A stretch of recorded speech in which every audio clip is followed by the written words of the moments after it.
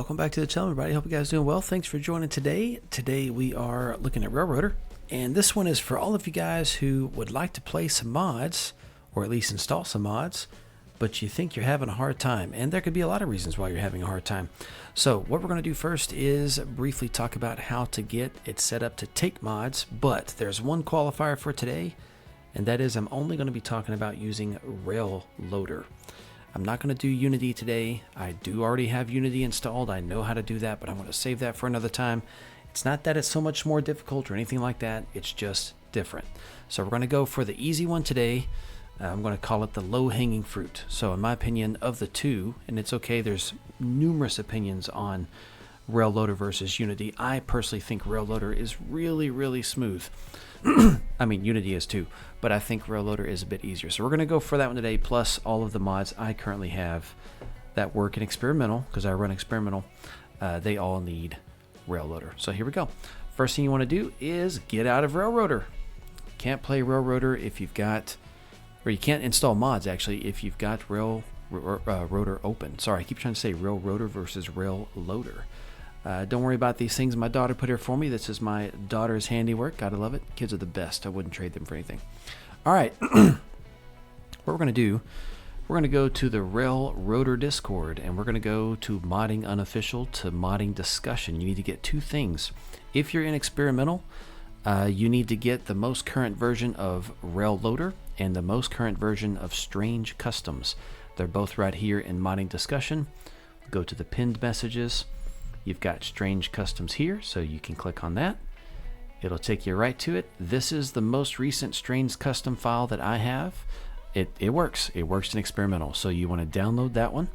It's going to give you a zip file. I'll show you how to do that part in just a moment. The next thing you want to do is click on this Railloader 1.9.0.3.zip, and you want to download that one. Same thing, it's going to give you a zip file, and then you want to save that. Okay, we're going to do those first, so let me get Discord out of the way. Those are not currently available on the web as far as I know, so if you don't want to get the files through Discord, you're going to have to not do experimental for now. You're going to have to stay in like version 2024.5. All right, so I made a file folder that I called active mods, and it's just a list of active versus inactive mods for myself. And this is not in the Railroader file set at all. This is just on my desktop, and this is just a database of zip files. So all those zip files that I downloaded, I put them right here. So there's, let's see, there's Railloader, sorry, and there's Strange Customs. All right, so what we do is for Railloader specifically, this one is the only one that you want to extract. So I'm going to copy that. I'm going to put it on my desktop.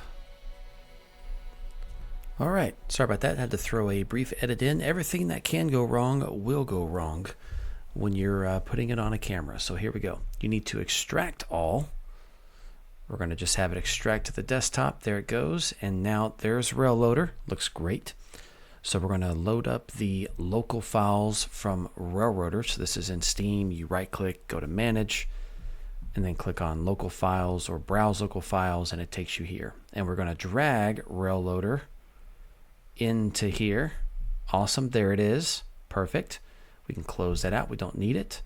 That I kept that, to be fair, but I already have it copied, so I'm just going to delete it. But I did actually keep it. If you look at my list of active mods, right here, there it is. So I still have it right there. I've saved all my mods. All right, and then the next thing, you just grab the next one you want. So I'm going to grab Strange Customs. We're going to go and drop it over Railloader, and let's see, I'm going to let it run, and then if it runs successfully, you're going to get something like this: successfully installed mod. Press any key to exit. Yay! So you press any key and it exits. Now look, if you go to your mod folder, there it is. Okay, so you're just going to do this for all of your mods, one at a time, drag them onto Railloader, and then it will install them. Now, to be fair, that's for the ones that actually require Railloader. Some of them don't. For example, a lot of the locomotives or rail cars require Unity, so that'll be a different video a different time. Okay. But this one, pretty much everything I have on this list worked with Railloader. All right. And then I will say one thing about this Alina's map mod. People have had a hard time finding this one. I only have one mod that needs this, and that is the, let's see, the sugar mill. Where is it? Whittier Sugar Mill. There it is. Yeah. So this one is a massive industry, a great industry. It was featured in episode 9 of my season 2 on Railroader. But this one requires Alina's map mod, and Alina's map mod is not able to be found on the web, at least not the most updated version. But if you're in the Discord, you can go back to the Discord, go to modding directory. There's a couple ways you can find it. You can scroll down until you see Alina's map mods. You can click that. And then right here on October 5th, you can either, scroll your way up until you get to October 5th. Let's see, it probably has a search feature. You can always try to search. But right here on October 5th, 2024, this Alina's map mod file 1.4.24279.549.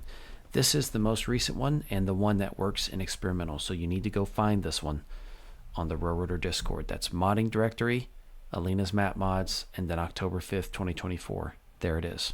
Okay. It's a zip once again. You just drop it in and then everything's fine. So if I drop it in right now, I get my message that it was successful. Mod folder. There it is. Okay. But here's something really, really cool about the mod folder. So see, I've actually got all these other mods besides just these two, and I personally don't want to reinstall all of them because I've already installed them.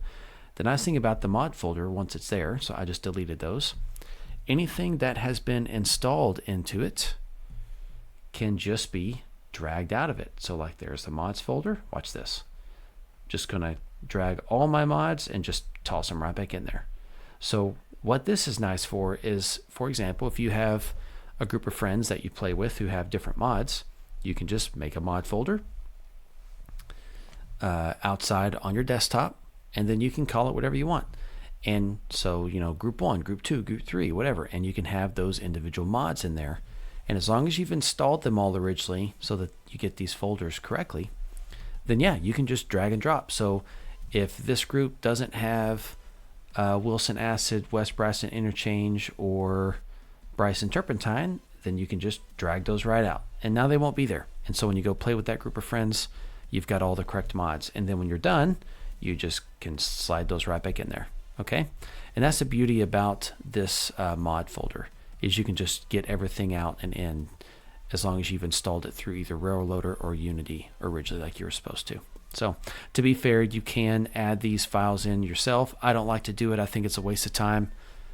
Plus, when it comes to getting stuff done, I'm going to do it in a way that requires the least amount of effort because that's how I operate in life. If the outcome is the same, I'm going to do the method that requires the least amount of effort. But yeah, that is the way this works, ladies and gentlemen. And then I still have my backup over here on my desktop, Railroader mods, active, and then there's all my zips. That way I don't have to go find them again, which is kind of nice. And then here's my inactives. I had this when I liked it, but I took it out for now. Maybe I'll come back to it in the future. We'll see. Hopefully this was helpful. Please let me know if you have any questions. I can always address those in a further video. I think I hit all the big parts. But I will be honest with you, if you're in experimental and you want to do mods, you're going to need to get on the Railroader Discord. There's just not a way around it. Otherwise, go back to the days before experimental. But I'll be honest with you, if you've come to experimental and you've experienced the waypoint, you probably don't want to go back. All right, ladies and gentlemen, this was fun. We'll catch you guys next time. Thanks.